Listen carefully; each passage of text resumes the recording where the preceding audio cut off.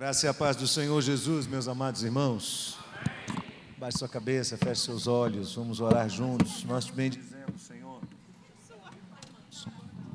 Nós te bendizemos, Senhor, por esta noite.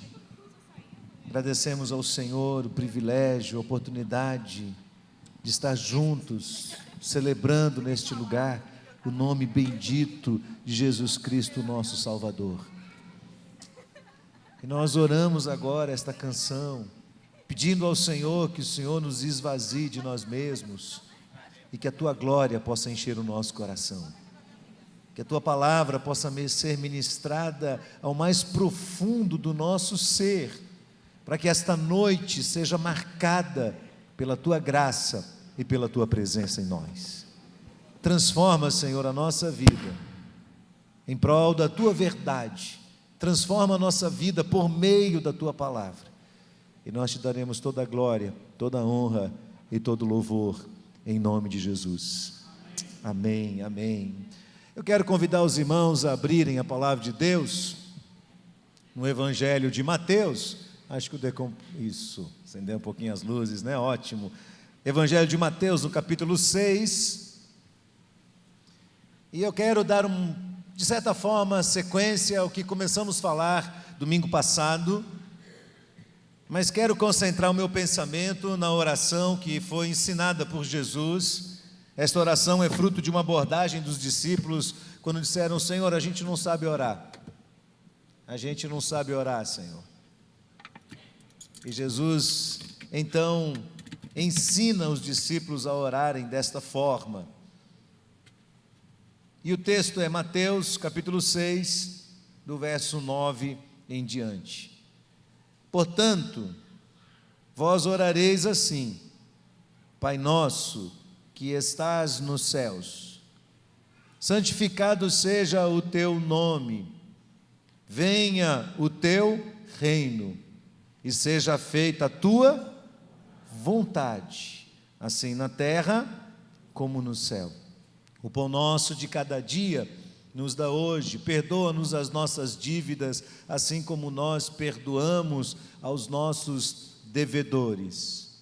E não nos conduzas à tentação, mas livra-nos do mal, porque teu é o reino, o poder e a glória para sempre. Amém. Quando Jesus ensinou esta oração aos seus discípulos, consecutivamente a cada um de nós, todos nós devemos saber que em nenhum momento Jesus intencionou que essas palavras fossem meras repetições, fossem frases decoradas, formuladas com o propósito de simplesmente ser utilizadas como uma reza, como um mantra, como uma repetição vã ou mística. Claro que não. Há muita inteligência por trás desta oração, e ela precisa nascer no fundo da alma, e quem a faz precisa ter consciência do que é que Jesus está ensinando por trás dela. Obviamente, Jesus concentra o seu ensino sobre oração em dois aspectos muito importantes: o reino de Deus e a vontade de Deus. Sobre o reino de Deus nós falaremos no nosso próximo encontro. Hoje eu quero pensar, dando sequência ao que começamos a semana passada, sobre a questão da vontade de Deus. Jesus nos ensina a orar: seja feita a tua vontade aqui na terra, como ela é feita no céu. Então nós falamos a semana passada sobre o futuro na perspectiva de Deus, o futuro que tanto nos inquieta, o futuro que tanto nos preocupa, nos atormenta. Pensamos a semana passada sobre esse equilíbrio que tem que haver entre quais são as nossas decisões a serem tomadas e até onde devemos esperar que Deus decida o futuro por nós. Encerramos essa palavra dizendo que fora da vontade de Deus não há nenhuma certeza para o nosso futuro. Nenhuma. Não há esperança para o nosso futuro se nós decidirmos caminhar fora da vontade de Deus. E hoje eu quero dar sequência a esse pensamento, sinalizando mais de perto essa questão da vontade de Deus. Tanta gente fala sobre isso, vontade de Deus, vontade de Deus, vontade de Deus. Paulo nos ensina em Romanos capítulo 12, verso 2, que a vontade de Deus é boa, perfeita e agradável.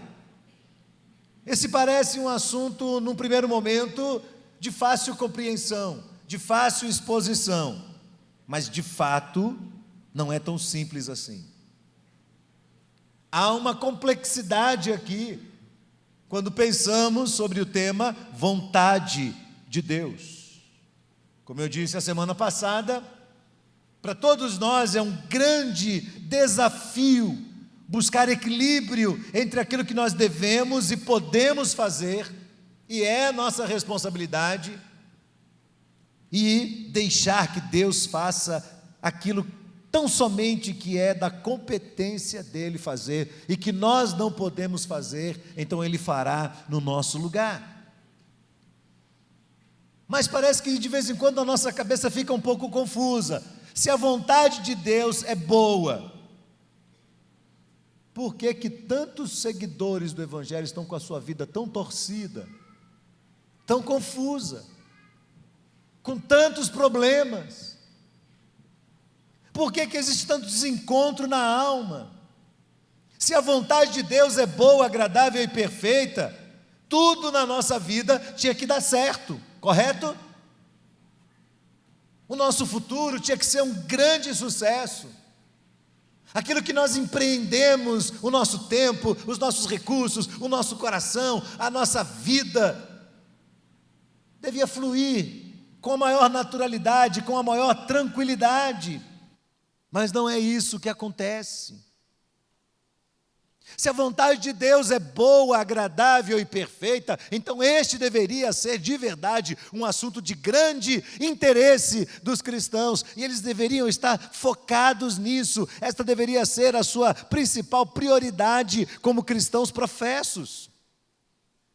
Deveriam empenhar tudo que têm, tudo que são, tudo que podem, para compreender e para experimentar esta vontade de Deus. Mas como é difícil discernir a voz de Deus no meio de tantas vozes, no meio de tanto barulho, no meio de tanta agitação que nós estamos mergulhados. E aí novamente vemos as pessoas no caminho do desequilíbrio, dos extremos. Os extremos são caminhos sempre mais fáceis de ser trilhados. O caminho mais difícil é o caminho do equilíbrio. Então falamos de um extremo a semana passada, e hoje eu falo de outro. Por um lado, pessoas inseguras, que nunca decidem nada, que na hora de tomar decisões nas suas vidas, ficam esperando algum tipo de revelação muito específica de Deus. Vou ou não vou? Compro ou não compro? Mudo ou não mudo? Saio da cidade ou não? Faço financiamento ou pago aluguel? E para tudo elas ficam esperando que Deus responda, Deus responda, Deus responda, Deus responda. E elas esperam. E parece que elas vão ficando com a sua alma angustiada, nesse anseio de que Deus fale alguma coisa, de que Deus responda alguma coisa. Por vezes essas pessoas ficam tão inseguras, esperando Deus, sem que Deus responda. Elas ficam tão inseguras que chegam ao limite da paralisação. Não fazem mais nada. Ficam postergando decisões importantes na sua vida, com medo de errar e depois sofrer o castigo dessa decisão. Por vezes é necessário lembrar essas pessoas que um dos atributos que Deus decidiu comunicar com os seres humanos foi a sua inteligência. É necessário lembrá-los que a inteligência é um atributo de Deus, e o Senhor graciosamente o dividiu conosco, enquanto seres humanos. Mas sabe, de certa forma eu até entendo essas pessoas, porque, no geral, as pessoas ouvem tanto falar sobre vontade de Deus, E algumas começam a pensar, eu acho que esse assunto não é um assunto muito interessante, não é um assunto muito agradável, não é um assunto que desperta a minha curiosidade. Parece que esse assunto é meio utópico, parece que ele é subjetivo, parece que esse assunto não é um assunto muito prático. Eu vou sair daqui hoje, eu não sei o que de prático eu vou extrair desta mensagem. E aí há muitas pessoas com dificuldade de lidar com este assunto. E a incerteza deste tema faz com que algumas pessoas o empurrem para longe delas, substituindo este tema por algum outro interesse que possa ser menos subjetivo. Essas pessoas geralmente acabam se decepcionando.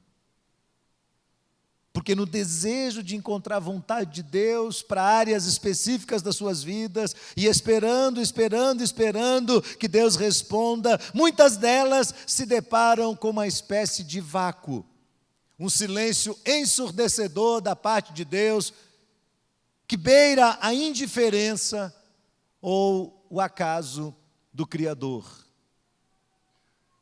E enfrentar isso parece ser tão dolorido, tão cruel, que essas pessoas preferem nem pensar no assunto.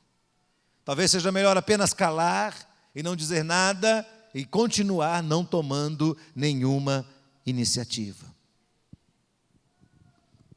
Do outro lado do extremo, estão aqueles que, por terem iniciativa demais, estão buscando de todas as formas descobrir a vontade de Deus.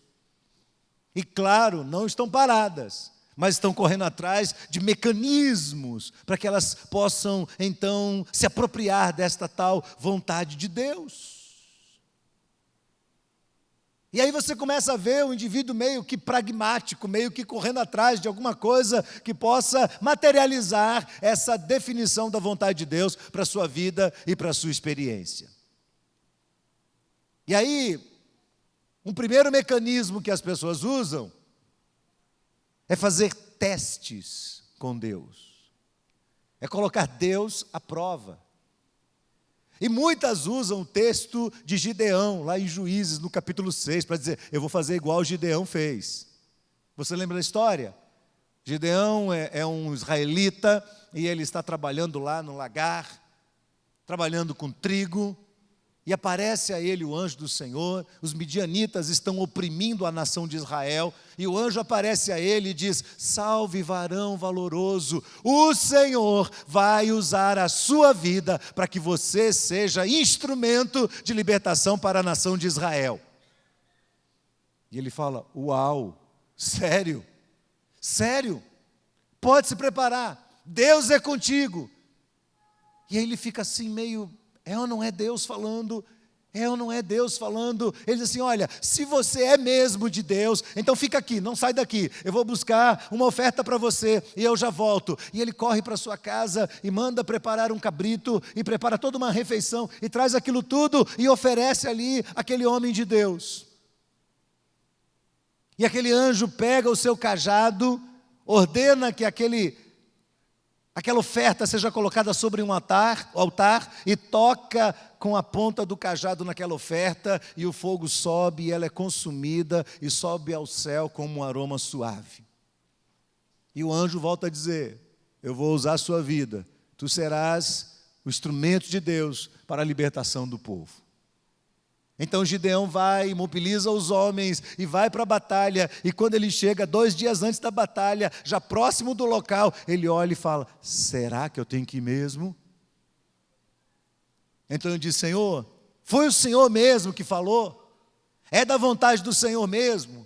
Então vamos fazer um teste aqui. Eu vou colocar um novelo de lã aqui, ó. E aí, eu vou esperar a noite inteira. Se amanhecer o dia e esse novelo estiver todo encharcado de orvalho, mas o mato em volta estiver seco, então é o Senhor mesmo. E o Senhor falou, tá bom. E foi isso que aconteceu. Quando amanheceu o dia, ele foi lá e pegou no novelo, o novelo estava todo encharcado, mas em volta estava todo seco. E ele olhou e disse, será que é Deus mesmo? E aí ele fala assim: Senhor, vamos fazer o contrário agora? Mais uma noite. E aí vai ser o contrário. Vai passar a noite inteira e na manhã seguinte o novelo tem que estar seco e o mato em volta molhado. Eu tenho a impressão que o Senhor olhou lá do céu e falou: tá bom, Gideão, vamos lá. E lhe mostrou mais uma vez o que tinha que ser feito. Você conhece pessoas assim?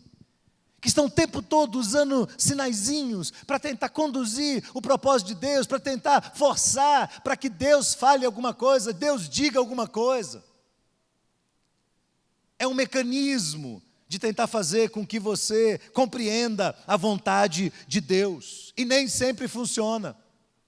Aliás, eu diria que a grande maioria que usa desse tipo de artifício acaba se decepcionando e acaba também caindo no mesmo vácuo ensurdecedor do outro caso lá dos que estão na outra ponta. Continua tendo o mesmo problema. Um segundo mecanismo é utilizar-se do místico e do sobrenatural. A pessoa vive correndo atrás das revelações. A pessoa vive correndo atrás de interpretação de sonhos. A pessoa vive atrás de profetas. Alguns se sentem muito bem com isso. Conseguem adaptar muito bem a sua teologia, a sua doutrina com esse formato de vivência, com essa experiência. Mas muitos e muitos outros já se deram tão mal com isso que já deu para perceber que não é algo muito confiável. Quando eu era bem mais jovem, bem mais do que sou hoje, eu tinha a oportunidade de conhecer um pouco esse universo. E empolgado, eu comecei a ir atrás. E fui em um lugar, e fui em outro, e comecei a ir. E aí um dia na minha vida eu me dei conta que eu tinha ido em 3 lugares diferentes, e 3 profetas diferentes falaram 3 coisas diferentes sobre um só assunto. E depois do terceiro eu falei, Deus deve estar meio confuso. Acho que Deus está meio, não tomou o remédio dele, qualquer coisa assim. Não é? Ele deve estar confuso, as ideias dele estão meio assim, fora do lugar. É Deus, irmãos? Claro que não. Claro que não. Você vai a 3 pessoas e 3 pessoas falam 3 coisas diferentes sobre o mesmo assunto. Como eu posso atribuir isso a Deus? Tem muita gente confundindo sua cabeça. Tem muita gente tomando decisões erradas na sua vida. Porque elas são feitas, são pautadas nessa ânsia mística e sobrenatural das revelações, das interpretações, que nem sempre funcionam, não são confiáveis.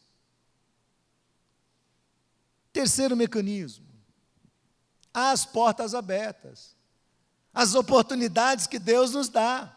Deus abriu uma porta, mas será que todas as portas abertas vêm de Deus? Claro que não.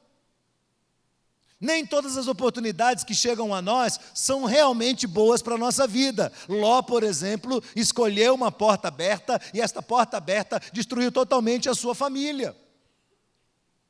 Jonas estava em franca desobediência a Deus. Deus o mandou para Nínive e ele foge para Tarsis, mas quando ele chega lá no porto de Jope, ele encontra um navio que vai para Tarsis, e quando ele vai lá na bilheteria, tem passagem, e a passagem está em promoção. E ele compra a passagem. E ele podia dizer, está vendo? É Deus.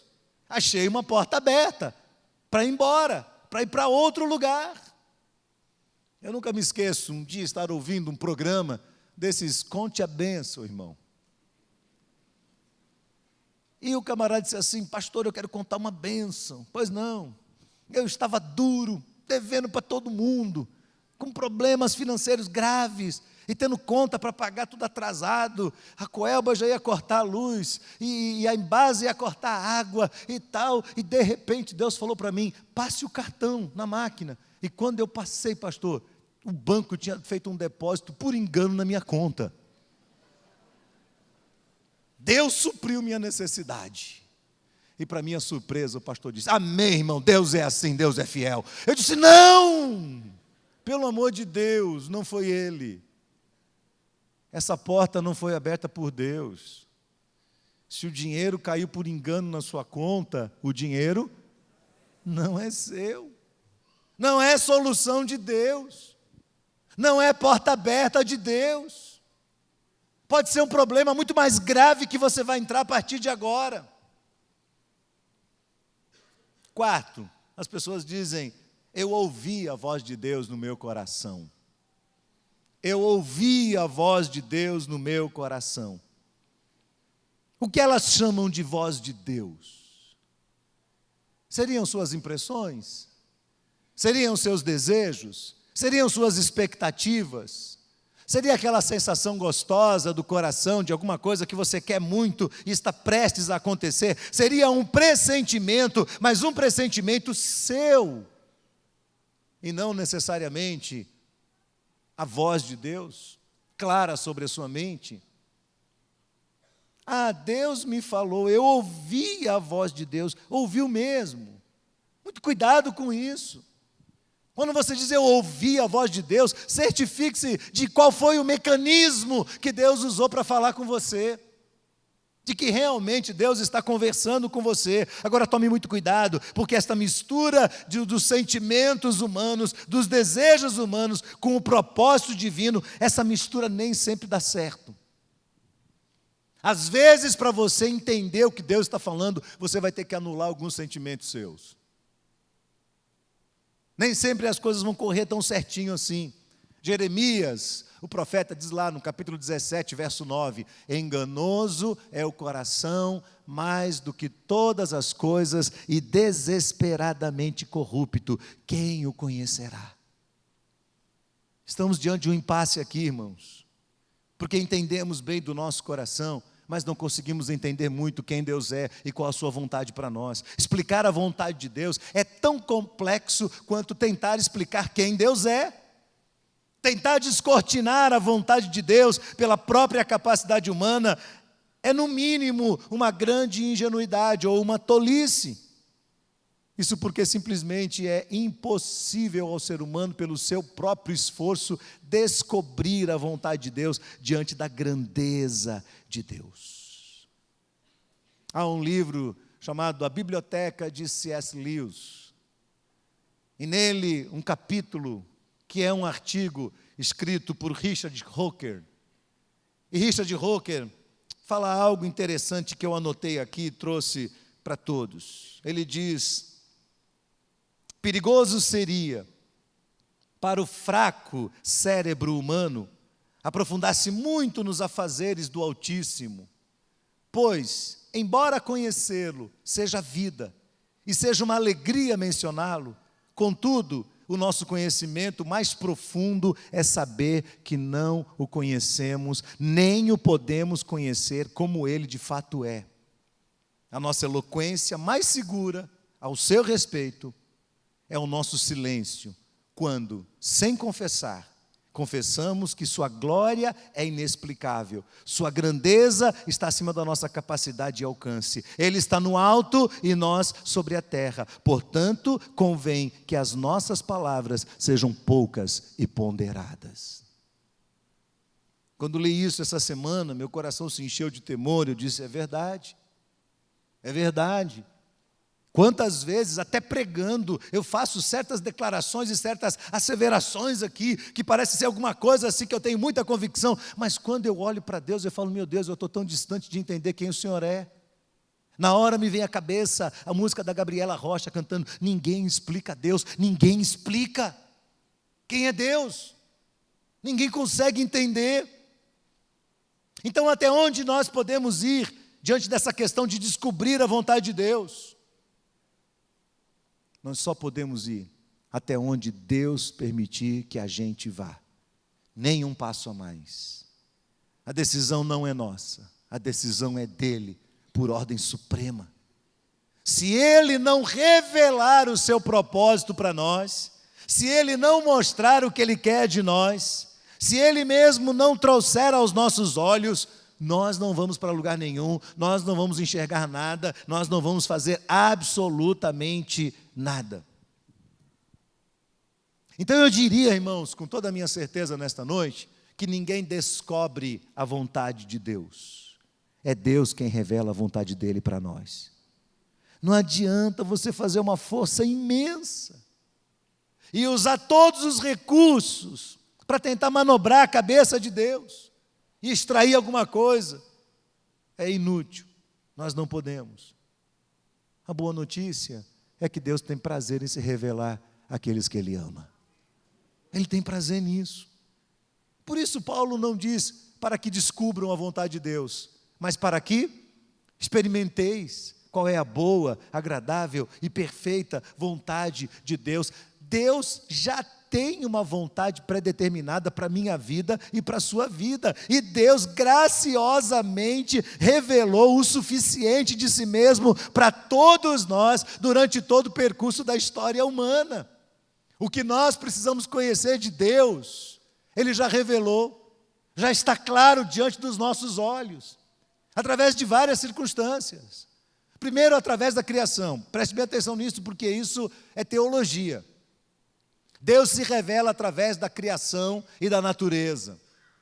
Mesmo quando o homem não entendia nada sobre religião, mesmo quando o homem não conseguia compreender absolutamente nada sobre esse universo espiritual, Deus já havia revelado a ele os atributos, seus atributos invisíveis, por meio de todas as coisas que foram criadas. Os céus proclamam a glória de Deus e o firmamento anuncia as obras das suas mãos. Depois, o Senhor se revela a um povo oriental, a nação de Israel. Deus chama um povo, chama um homem, é Abraão, e Deus deste homem forma essa nação, e Deus começa a se revelar a esta nação, e Deus se utiliza dos profetas e algumas vezes dos sacerdotes, mas na maior parte das vezes Deus se utiliza dos profetas para revelar o seu propósito, o que Ele queria que fosse feito, qual o seu plano na criação humana e qual destino o seu propósito tem predeterminado para a humanidade. E então chegamos na era do cristianismo, e veio Jesus, e Jesus é a revelação máxima de Deus. Preste atenção, tudo o que você precisa saber sobre a vontade de Deus, você encontra em Jesus. Tudo, absolutamente tudo. Ele é a revelação máxima do amor de Deus, do propósito de Deus, do plano de redenção. Ele, Jesus, é a máxima revelação de Deus. Por isso, o livro de Hebreus começa, Hebreus capítulo 1, verso 1, dizendo: ora, havendo Deus falado desde a antiguidade aos pais, em várias ocasiões, de muitas formas, por intermédio dos profetas, nesses últimos tempos, nos falou mediante o Filho, a quem constituiu herdeiro de tudo o que existe, por meio de quem criou também o universo. Então Jesus é o ápice da revelação de Deus. Senhor, eu quero conhecer Tua vontade para a minha vida. Conheça Jesus, você vai saber o que Deus quer da sua vida. Caminhe lado a lado com Jesus, descubra quem Ele é a revelação máxima de Deus.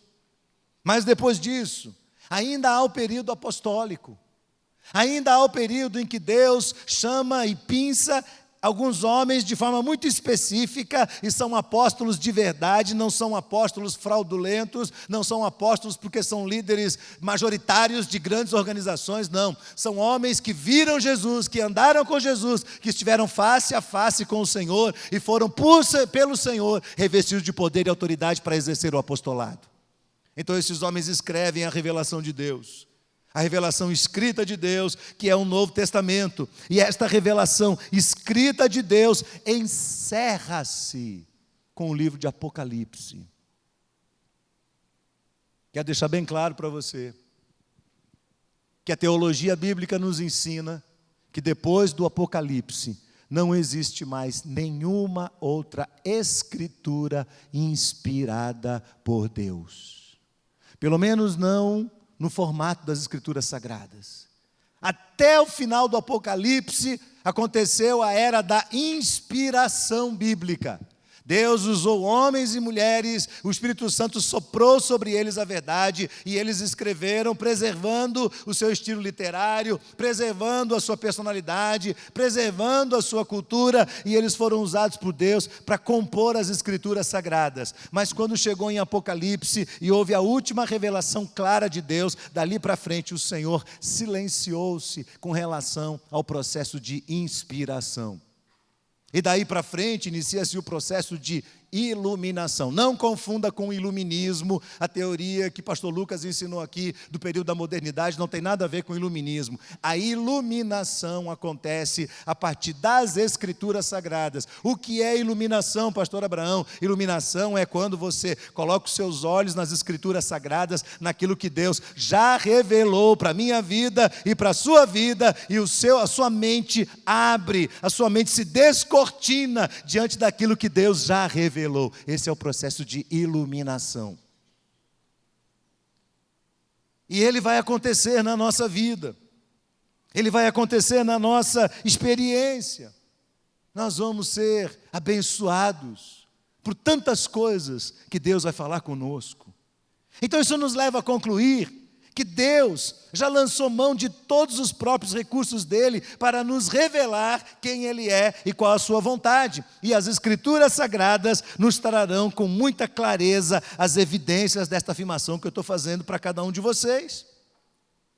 Por exemplo, há muita clareza nas Escrituras sobre a revelação da vontade geral de Deus. O que é que Deus quer para todos os homens? Primeiro, Paulo diz lá para Timóteo, 1 Timóteo, capítulo 2, verso 3, Paulo diz claramente: porque a vontade de Deus é que todos os homens sejam salvos e cheguem ao pleno conhecimento da verdade. O que é que Deus quer? Deus quer que todos sejam salvos. Você vai ver o profeta Ezequiel falando isso, Ezequiel 33, verso 11, o Senhor diz assim: porque eu, o Senhor, não tenho prazer na morte do perverso, mas em que ele se converta e viva. Convertei-vos, convertei-vos, diz o Senhor. Então, se o mundo está o que está, se tantas tragédias estão acontecendo, se existe tanta maldade, tanta violência, Deus não é culpado.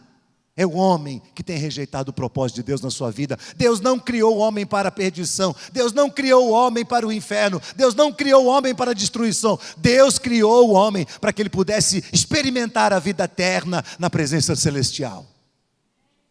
Mas o homem rejeitou a vontade de Deus. O homem não quis. E agora você vê um monte de gente por aí empinadinha se dizendo: eu sou agnóstico. Por quê? Porque se Deus existisse, por que este mundo tem tanto sofrimento? Este mundo tem sofrimento porque seres humanos são incapazes de assumir responsabilidade pelo que faz de errado. Inclusive você.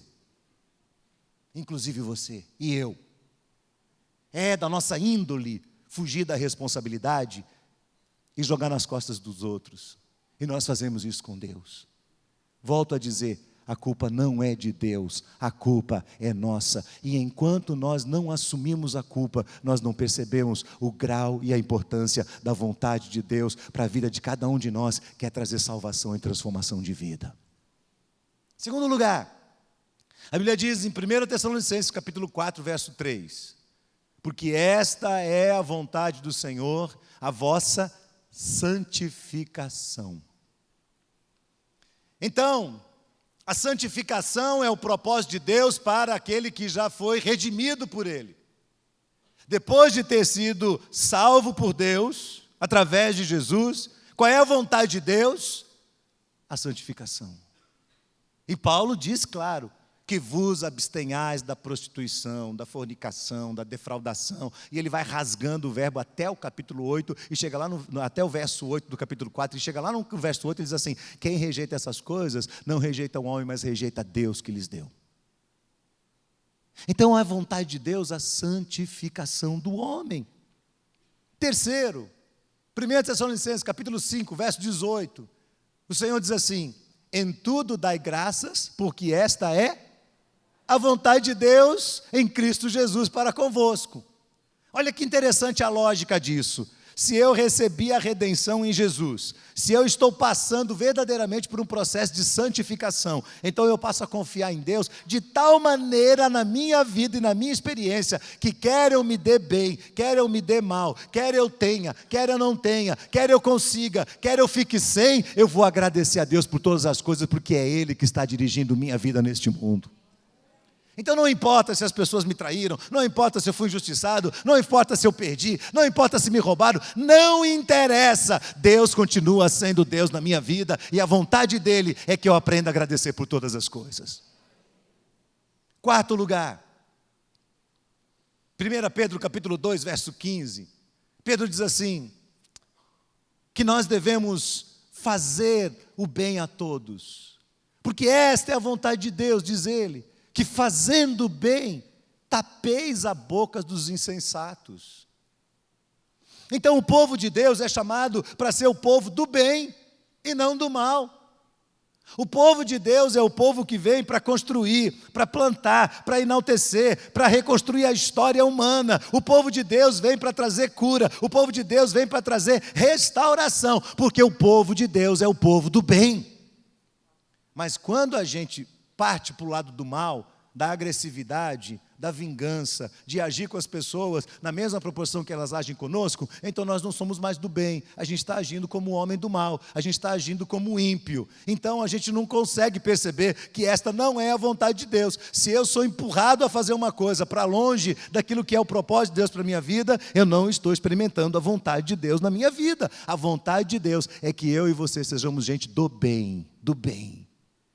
Quinto lugar, 1 Pedro capítulo 4, verso 19, esse texto é muito interessante, é magnífico. Pedro diz assim, ora, aqueles que sofrem segundo a vontade de Deus, encomendem as suas almas ao fiel Senhor, ao fiel Criador, na prática do bem. Eu acho interessante que ele tenha incluído aqui o sofrimento como parte do plano de Deus. O sofrimento como parte da vontade de Deus para a nossa experiência e a nossa história. Porque a Bíblia longe está de nos ensinar um evangelho triunfalista, um evangelho em que tudo dá certo, eu recebo a Jesus e daqui para frente não vou ter problemas. Não, pelo contrário, eu vou ter muitos problemas. E algumas vezes esses problemas estão fora do meu controle, não foi eu que provoquei, mas outras vezes eles virão como consequência das minhas ações, das minhas atitudes, e algumas outras vezes eles virão como um ato de disciplina de Deus sobre a minha vida e a minha experiência. Eu preciso disso. Eu preciso de vez em quando levar uma surra de Deus. Eu preciso de vez em quando que Deus pegue minha orelha e puxe com força, porque se Ele puxar devagar, eu ainda assim vou ser desobediente. Então de vez em quando eu preciso disso, que Ele me pegue mesmo, que Ele me pegue de jeito. Sabe aquele Jacó que está insistindo com Deus, brigando com Deus, não te deixarei se tu não me abençoares, não te deixarei se tu não me abençoares. E o anjo fala assim, você quer bênção? Você quer a bênção? Quero.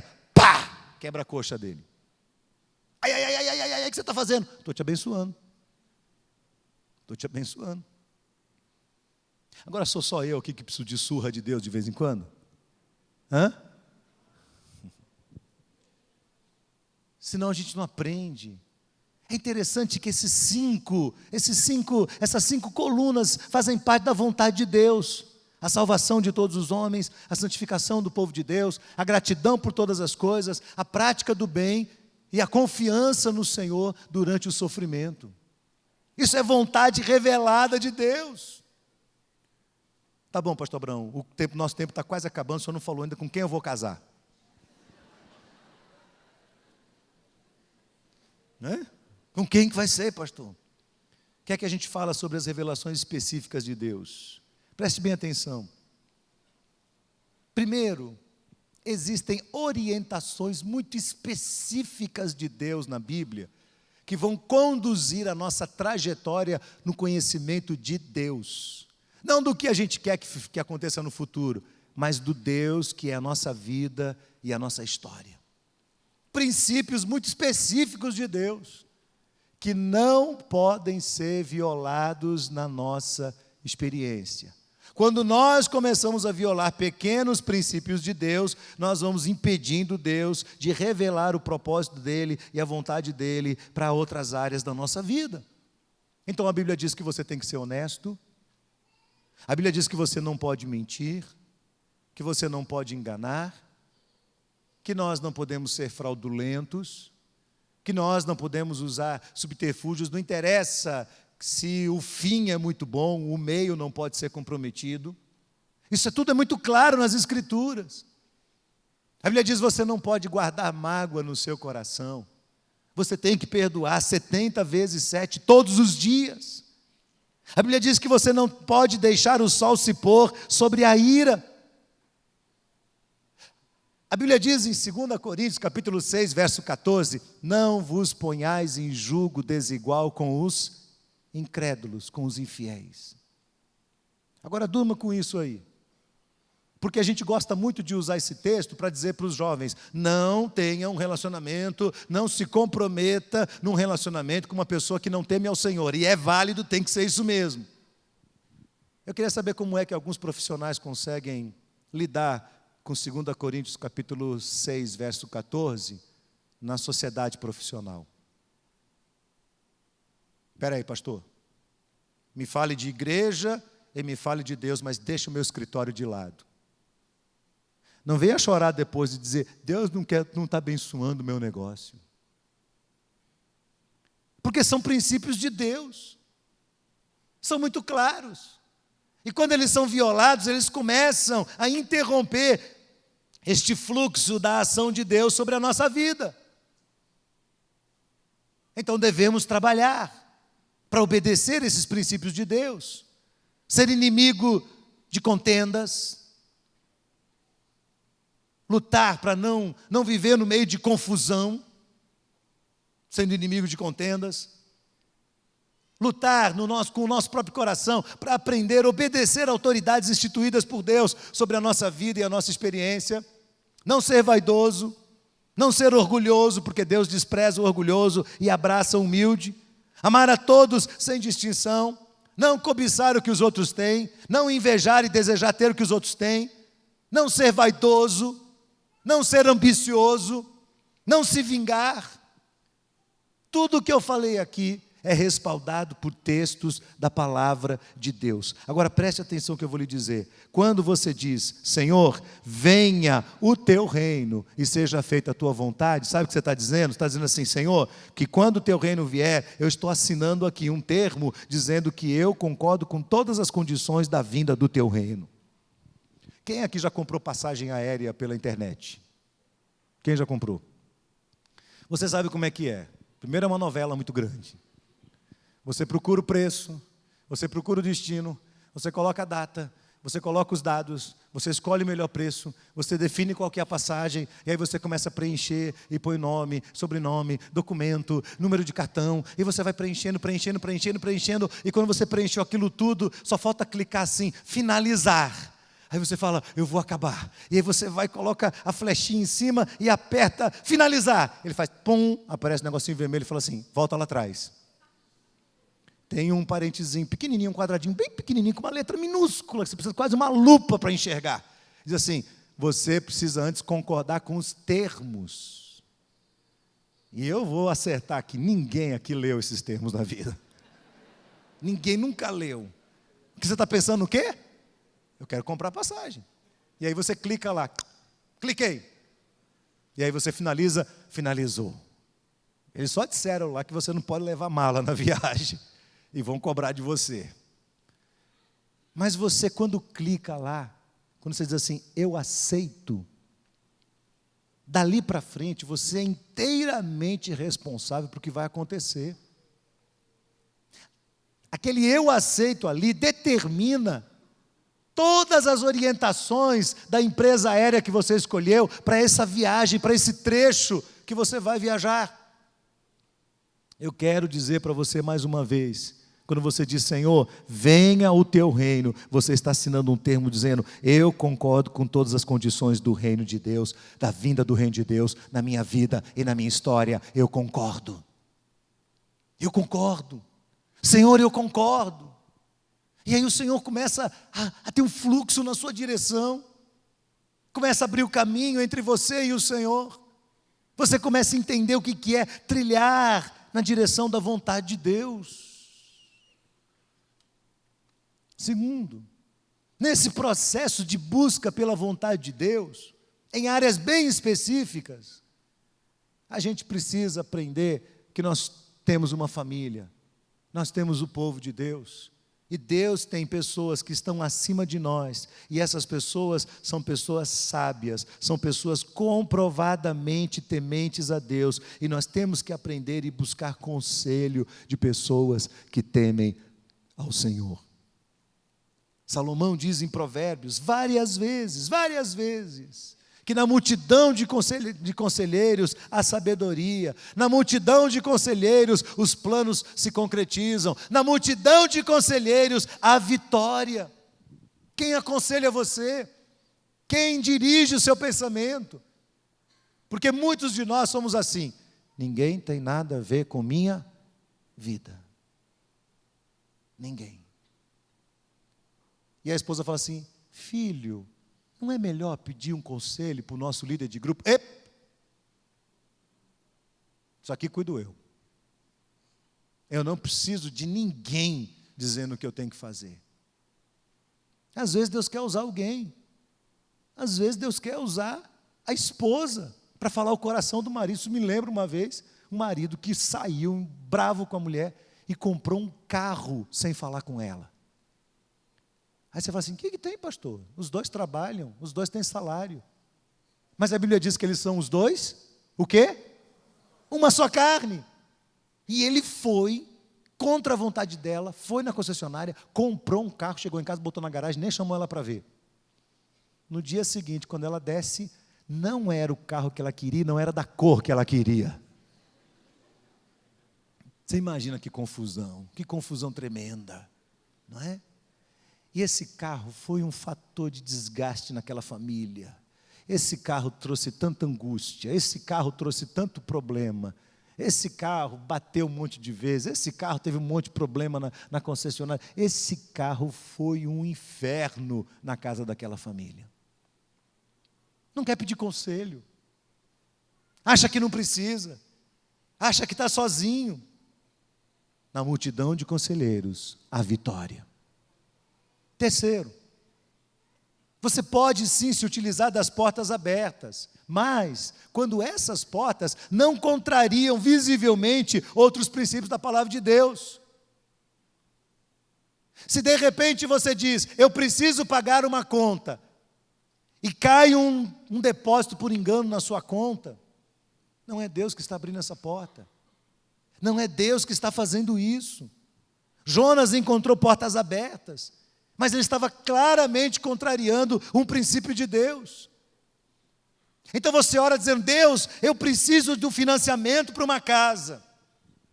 E quando você vai lá, o cara fala: olha, precisa de tudo isso aqui, mas está faltando aqui, uma comprovação da sua renda, não está chegando nesse ponto e tal. Aí você fala assim: vem cá, e se tiver uma declaração, e se tiver um documentozinho que a gente coloca? Não, vamos tentar, bote um documento aqui, faça uma assinatura ali, dê uma ajeitada aqui, a gente ajeita tal e diz: Senhor, abençoa agora.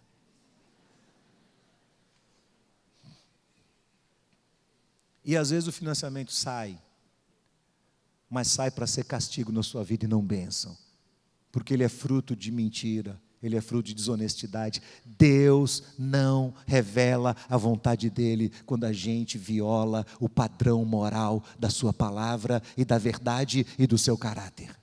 Ele não revela. Cuidado.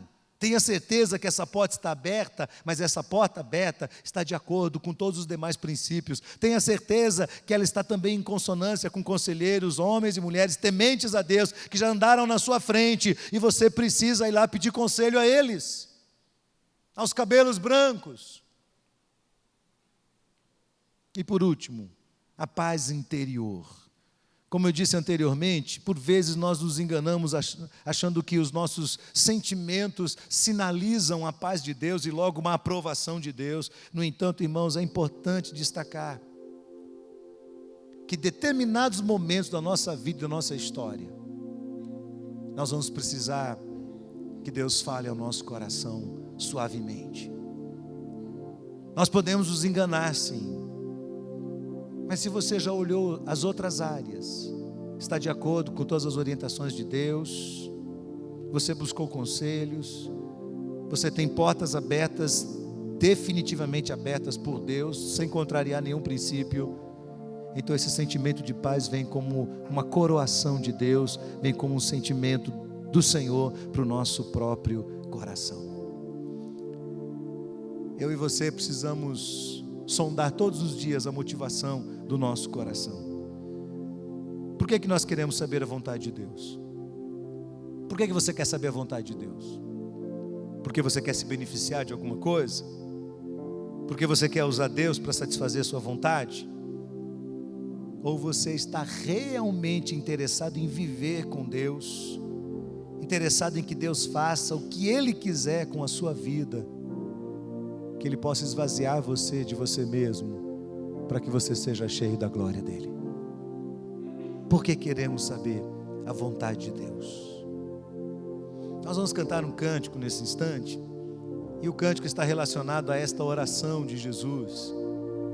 E a gente vai orar esse cântico mais uma vez, e agora nessa perspectiva de um Deus que fala conosco, de um Deus que se preocupa com a nossa vida, com a nossa história, mas também de um ser humano que do lado de cá diz assim: Senhor, eu não quero tomar decisões, eu não quero fazer as coisas daqui para frente na minha vida e na minha experiência, tão somente porque eu quero ajeitar a minha vida, eu quero fazer a vontade do Senhor para a minha história. Amém? Quem quer fazer a vontade de Deus aqui? Vamos orar? Vamos lá?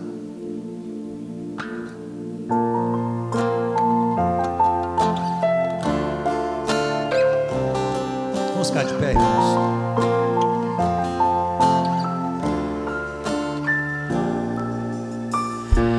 Nosso Pai, que o teu nome seja mantido santo, venha o teu reino,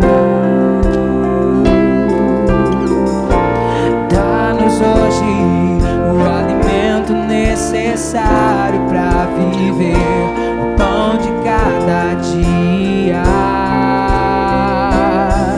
Perdoa os erros que temos cometido, como perdoamos quem nos ofendeu. Não nos deixes cair em provações severas, mas livra-nos do mal. Eu só posso chegar. Faça a tua vontade, seja assim na terra como é no céu. Venha o teu reino, faça a tua vontade, seja assim na terra como é no céu.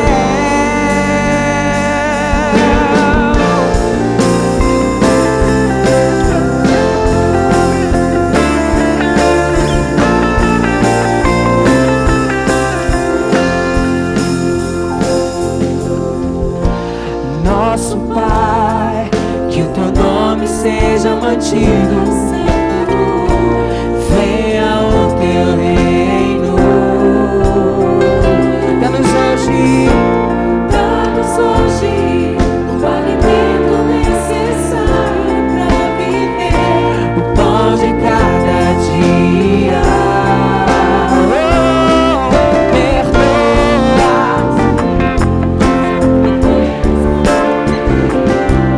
Como perdoamos quem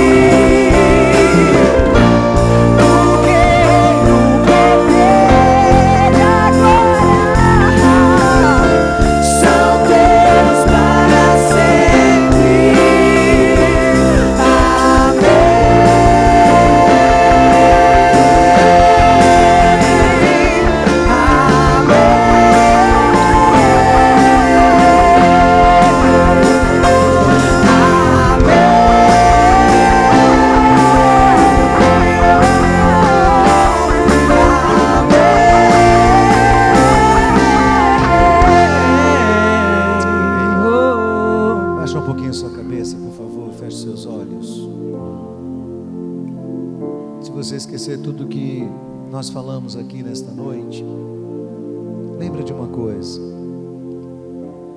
a Bíblia é o acordo de Deus, é a condição de Deus para que Ele revele a vontade dEle para nós. Lembra disso. Não adianta querer entrar por atalho, não adianta querer ficar ansioso, não adianta querer forçar Deus pelos mecanismos humanos para que Ele revele a vontade para a sua vida, se você não tem convicção de que o reino de Deus traz consigo uma declaração, traz consigo um contrato, traz consigo uma enciclopédia com princípios e valores, que se você obedecê-los, você experimentará gradativamente e de forma extraordinária a boa, perfeita e agradável vontade de Deus para a sua vida. Você crê nisso? É isso que você quer? Se é, levante sua mão, diga: Senhor, eu assino, Senhor, eu assino embaixo. Eu quero, Senhor. Eu não quero ficar cobrando do Senhor que o Senhor faça coisas na minha vida, enveredando por atalhos, que o Senhor faça coisas fragmentadas na minha experiência, como se a vida cristã pudesse ser toda retalhada. Não, eu assino, Senhor. Venha o teu reino sobre a minha vida, faça a sua vontade sobre a minha vida, Senhor. O que o Senhor planejou, o que o Senhor desejou, diga isso para Deus nesta noite. Diga para Ele: Senhor, faça a tua vontade, não a minha, a tua, não a minha, a tua vontade, Senhor. Se você estiver aqui hoje, você ainda não entregou seu coração nas mãos do Senhor Jesus, no final desse culto, eu vou estar aqui à frente com os pastores desta igreja, com outros líderes, e nós queremos orar por você. Você precisa entregar o seu coração nas mãos de Cristo. Você não pode esperar mais, você não pode postergar mais essa decisão, que é a decisão mais importante da sua vida. Então no final desse culto você vem aqui, você procura a gente vai orar a Deus por você, os pastores vão estar aqui. Eu queria que eles já viessem para cá nesse momento, junto com líderes, que eles ficassem aqui à frente. E se você quer receber a Cristo no final desse culto, você vai vir aqui à frente e vai encontrar com os pastores que aqui estão, com líderes que aqui estão, e nós vamos orar por você. Vamos orar, queridos. Louvado e exaltado seja o teu nome, Senhor, pela tua palavra. Senhor, como é bom saber que o Senhor tem uma vontade para nós. Como é bom saber que nós não somos vítimas do acaso. Como é bom saber que nós não somos acidentes de percurso. Nós somos criaturas das tuas mãos. O Senhor sonhou conosco, o Senhor nos planejou cuidadosamente, e o Senhor tem uma vontade clara estabelecida para nós. Os teus planos para nós são planos de paz, são planos de um futuro, de uma esperança. A vontade do Senhor é boa, perfeita e agradável para as nossas vidas, e nós queremos experimentar a tua vontade na nossa vida, Senhor, em todas as áreas. E nós queremos que a nossa vida esteja harmonizada com a tua palavra. Nós queremos que as nossas decisões estejam em plena harmonia com os princípios e valores decretados pelo Senhor, dos quais daremos contas na tua presença, Senhor. Portanto, ajuda-nos a amar a tua palavra, ajuda-nos a plantar a tua palavra no nosso coração. Se necessário for, nós queremos morrer, mas não abriremos mão da tua palavra, Senhor. Nós queremos viver para a glória do Senhor, obedecendo ao Senhor em todas as coisas, para que o Senhor tenha fluxo na nossa vida, para que o Senhor tenha liberdade de conduzir a nossa história. Então não importa o que vai nos acontecer amanhã, nós estamos nas mãos do Senhor. O Senhor está conduzindo a nossa vida e a nossa experiência, e nós confiamos no Senhor, e vamos viver todos os dias te agradecendo com um espírito grato diante do Senhor, porque a nossa vida é conduzida pelo teu Espírito Santo, Senhor. Abençoa cada um que aqui está nesta noite. Se há alguém aqui entregando o seu coração nas mãos do Senhor nesta noite, que esta vida se sinta abraçada pelo Senhor, que ela seja transformada pelo teu poder, Senhor. Que se há alguém aqui vivendo debaixo de opressão maligna, que o Senhor traga libertação esta noite neste lugar, Senhor. Que haja plena liberdade do teu Espírito entre nós, Senhor.